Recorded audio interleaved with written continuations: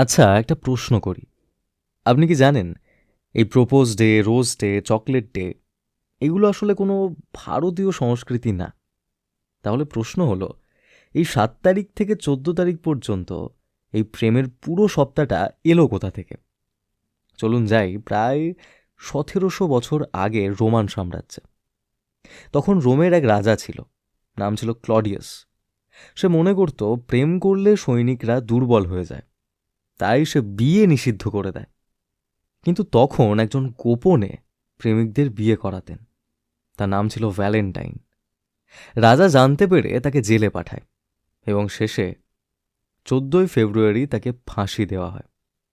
মরার আগের দিন সে জেলারের মেয়েকে একটা চিঠি লেখে। চিঠির শেষে লেখা ছিল, ফ্রম ইয়োর ভ্যালেন্টাইন।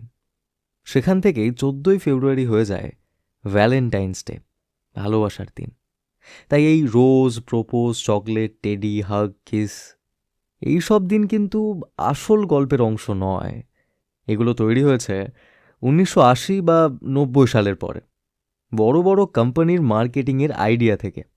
ফুল বিক্রি হবে তাই রোজ ডে, চকলেট বিক্রি হবে তাই চকলেট ডে, টেডি বিক্রি হবে তাই টেডি ডে।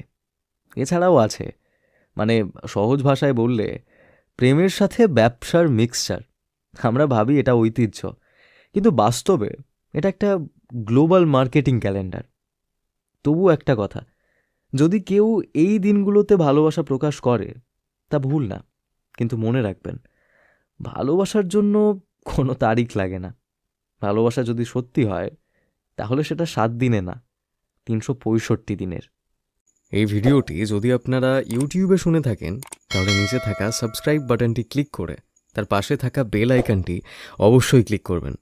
আর যদি আপনারা এই ভিডিওটি ফেসবুকে শুনে থাকেন তাহলে উপরে থাকা ফলো বাটনটি ক্লিক করে আমাদের পাশে থাকবেন। ধন্যবাদ।